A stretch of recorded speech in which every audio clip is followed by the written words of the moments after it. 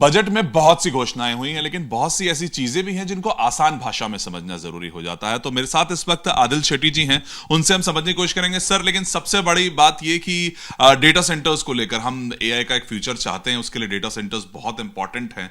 और अगर मैं बात करूं कि किस तरह से क्लाउड सर्विसेज भारत में एंटर होंगी और उसमें बड़े नाम, जब बड़े प्लेयर्स की बात होती है तो कौन कौन एंटर कर सकता है और कितनी आसानी से, और क्योंकि कुछ ऐसी चीजें भी हैं जो इंडियन प्लेयर्स को साथ ही, वो कुछ रूल्स एंड रेगुलेशन को घुमाया गया है जिस तरीके से कि हेल्प इंडियन के रेगुलेटर्स को ही हो, तो वो क्या कुछ चीजें हैं? डेटा सेंटर बहुत इंपॉर्टेंट है। अगर आप डिजिटल इकोनॉमी देखते हैं ना, सब डिजिटल कंपनी के लिए बिगेस्ट इंफ्रास्ट्रक्चर कॉस्ट है डेटा सेंटर। 80% कॉस्ट होता है क्लाउड।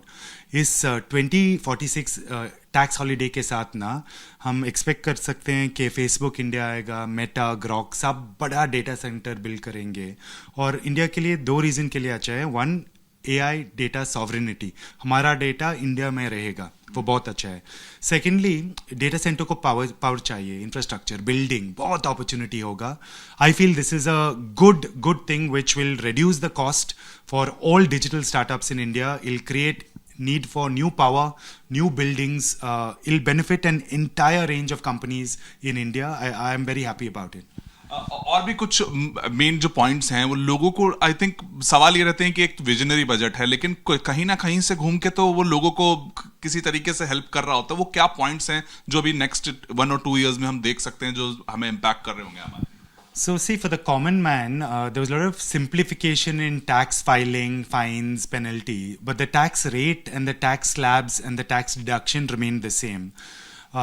The big change ना, जो कुछ पेरेंट है और उनका चाइल्ड फॉरेन एजुकेशन पर गया है, उसमें सिग्निफिकेंट बेनिफिट है। TCS 5% to 2%. Foreign holiday above 7 lakhs, TCS 5% to 2%. Medical expenses, अगर कोई कैंसर ट्रीटमेंट या हार्ट ट्रीटमेंट फॉरेन एक्सपेंसेस है, TCS 5% to 2%. अगर आपको 20 लाख फॉरेन स्पेंड है ना, 30-40,000 आप TCS कम होगा, वो छोटा सा बेनिफिट है। MSMEs के लिए I thought it was very good, 10,000 crore equity fund.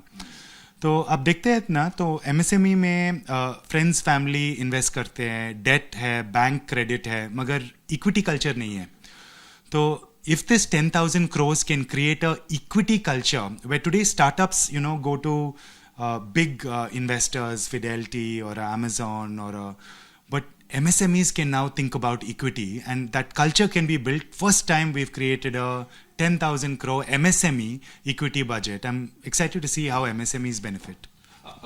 बहुत सारा प्रेशर था टैरिफ को लेकर भी, लगातार धमकियां, तो चलिए बात अलग हो जाती है, लेकिन एक वॉर सिचुएशंस हो जाती हैं किस देश से, डिप्लोमेटिकली बहुत इफेक्ट करता है कि हम क्या है, तो डिजिटल इकोनॉमी की हम बनाने की बात करते हैं। तो क्या कुछ ऐसा कुछ झलका है कि हाँ, दैट वी आर लाइक, हम अपने लिए, खुद के लिए तैयार हो रहे हैं जिससे कि हमें डिपेंडेंसी थोड़ी सी कम?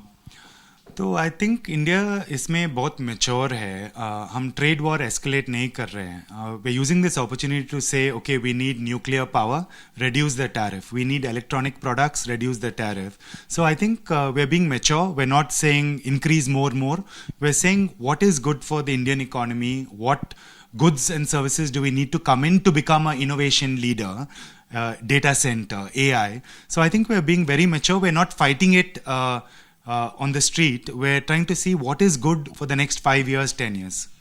दो इंपॉर्टेंट पॉइंट्स हैं जब हम फ्यूचर की बात करते हैं। तो एक सेमीकंडक्टर चिप्स को लेकर हम बात करते हैं, उसमें भी एक नया विजन और देखा है, उसको 2.0 कह रही है सरकार, तो उससे रिलेटेड किस तरह से ग्राउंड, और दूसरा रेयर अर्थ मटेरियल्स, उसको लेकर की, क्योंकि एक वापस से 4 राज्यों में फ्रॉम माइनिंग टू मैन्युफैक्चरिंग की एक जो पाथ है उसको क्रिएट करने की कोशिश।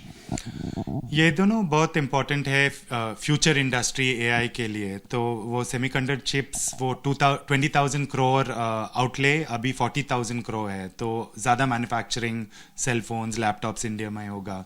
रेयर अर्थ मटेरियल बहुत इंपॉर्टेंट है एआई के लिए, रिन्यूएबल बैटरीज के लिए, तो वो कॉरिडोर भी हेल्प करेगा। So I been saying that we should invest in India, digital India 2.0. So we've done a very good job with Aadhaar, with UPI, but now we need to go even forward because other countries are catching up. We need to do it with DigiLocker 2.0, Account Aggregator 2.0, Video KYC. Government is setting up a new committee for banking reform. how to bring innovation in banking and move it forward. I think innovation is the name of the game. AI is changing everything. I think entrepreneurs out there who are listening, everyone should be learning every day because the world is changing very fast.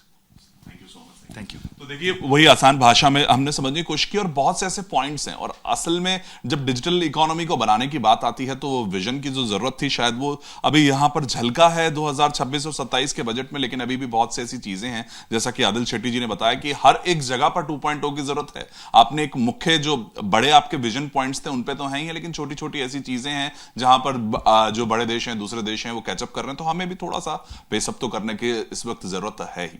Varun Bhasin, ABP news.